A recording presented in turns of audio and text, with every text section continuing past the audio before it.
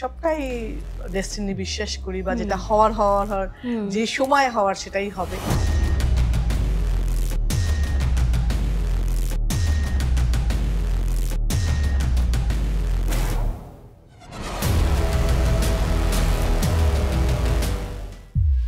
সিঙ্গুরে গেছিলাম এই কারণে যে যে ইস্যুটা মমতা ব্যানার্জি বলেছিল, যে ইস্যুটা নিয়ে মমতা ব্যানার্জি কাজ করছিল, সেটা আমার সাপোর্ট করা উচিত।